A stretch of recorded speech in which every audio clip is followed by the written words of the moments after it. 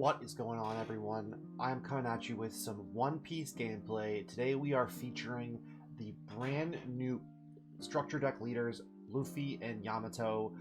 Two decks that I think the actual cards inside them are pretty mediocre. I think each deck maybe has like one or two cards that are playable.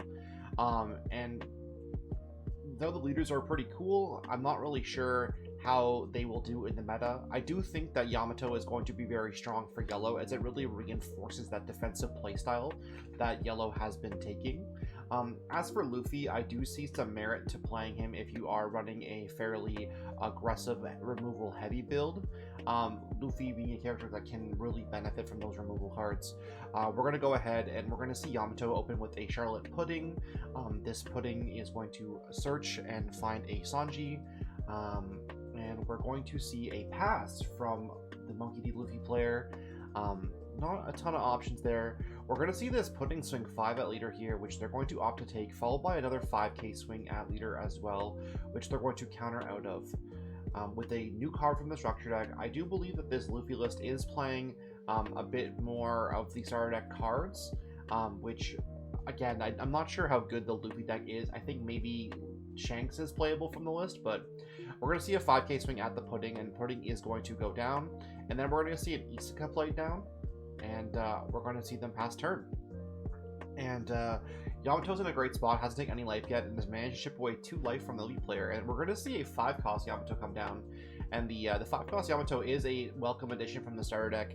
Yellow didn't really have any characters that kind of fit that niche for the 5-drop.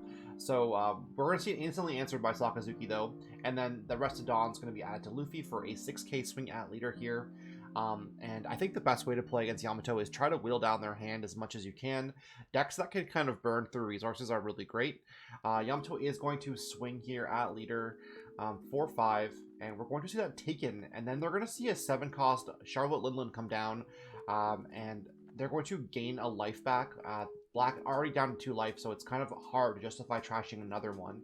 And I think with the way that Yamato plays, I think that the Charlotte Linland's actually an extremely strong card, because essentially your whole game plan is just play super defensive and then play out these big bodies. But we're going to see a Suru come down, followed by a Sakazuki pitching a Kuzan to pop the 7-cost Big Mom that just came down. And then we're going to see a Dawn added to Isuka. And then we're going to see a Sakazuki swing. And then we're going to see Luffy swing at 6 with the rest of Dawn from the leader effect when the Charlotte Linland was destroyed. And we're going to see Yamato go down to 2 cards in life, and now the Yamato leader effect is online, and we do see a fair bit of cards in hand for Yamato right now. I think I count 10 cards in hand right now, so it's feeling very Whitebeard-esque. We're going to see a 6k swing at the Isuka going down, and now the Yamato does have a Dawn, so that her effect is applying, which, again, it's a super strong effect. Being at 6,000 power on your turn is really, really good. Because it just really forces your opponent to play differently. We're going to see a Charlotte Pudding come down, looking at the top 4 cards, and there are a couple options there. We see a Smoothie, we see a Parasparrow, we see another Charlotte Linland. Our opponent is going to grab, I believe it was the Parasparrow there. Hard to say, honestly. And they're going to go ahead and they're going to play an Odin here. Odin is one of those cards that is in the starter deck, and I'm not sure how to feel about him because he doesn't do anything when he comes down, and your opponent's really not incentivized to swing over him, so his on-KO effect is kind of mediocre, I think. But we'll see. We'll see how he ends up playing out in the meta. I'm not really sure how he's going to look. The black player has 2 Sakazukis out, and it's their 10 Dawn turn, and with the amount of cards in hand for Yamato, we could see a pretty big Isho come down here and pitch 2 cards from hand.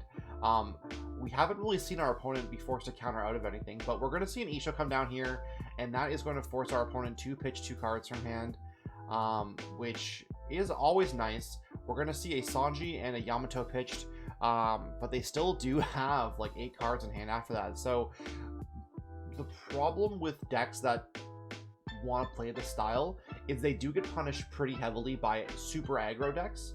We're going to see a Meteor Volcano pop the pudding, and that's going to give a Resodon to the leader.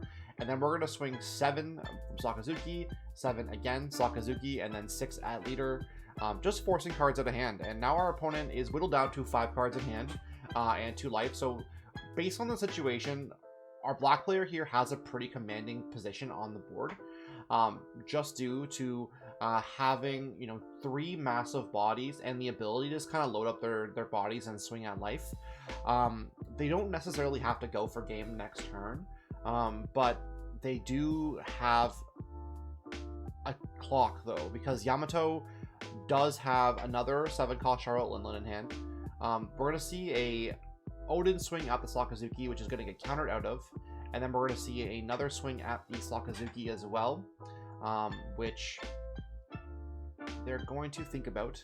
They're going to protect with the Kobe, and then we're going to see a Katakuri come down, looking at the life and rearranging it, and then we're going to see a pair of Sparrow come down. So in this situation, our opponent is de-incentivized from swinging at the Odin, just because of the fact that if it dies, you can trash 2 cards from your hand to recover a life. Isho is pretty good here, and if our opponent actually had a Shanks, not our opponent, sorry, if black actually had a Shanks in hand, this would be pretty ideal, because Shanks could come down and it could just basically pop both the Parasparrow and the Katakuri, but our opponent opts to go for it here. They're going to swing at life for 9, and then they're going to swing again at life for 9 here, which our opponent basically has to counter out of. They are going to counter out of it with 2 2Ks. I think that swing probably should have been a bit bigger, because they still have the Isho on board, so they probably could have swung a bit higher with the Sakazuki. They probably could have gone like 11 and 11, and our opponent would have 4 cards in hand. It really depends. It's just really hard to math out because of the Yamato being 6K at all times on defense. So we're going to see a 10K swing, it looks like, here at life, which, you know, it's not terrible, but our opponent is going to opt to take that. And yeah, Yamato is down to no life. Luffy is sitting in a pretty great spot here. Lots of cards on board. 4 cards in hand for Yamato. And then we're going to see a 6K swing from Luffy. And I don't know if that's the play. Again, they're going to play a Borsalino here, but I feel like the Luffy player just kind of decided half-heartedly what to do there. There is still... looks like 2 2Ks in hand, and I'm not sure what that last card is in hand. And there's an arrow in hand. It looks like there's 2 arrows in hand, so they would have had 2 2Ks, plus the 1K. So 2 11K swing probably gets the job done. I'm trying to think if it would have been able to get through with 2 11K swings. Probably, actually, they would have actually had. What is this? 12, 14. They would have had 12 and 14, which would have been more than enough. And just kind of not really trusting their math, unfortunately, leads to them losing here, because 12 and 14 would have definitely got them the game looking at Yamato's hand here.